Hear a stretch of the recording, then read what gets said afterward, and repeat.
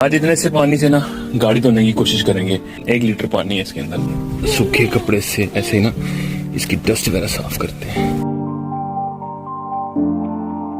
Online मंगवाया था, ये पहले पंप करते हैं, ये एक शावर की तरह काम करेगा। बड़ी जबरदस्त चीज है। मैंने शैम्पू की जगह ना फेरी का इस्तेमाल किया। गाड़ी जो है ना वो मैंने साफ कर दी है। माइक्रोफाइबर ये आपने इस्तेमाल करना है। 500 जो है ना मिल जाएगा।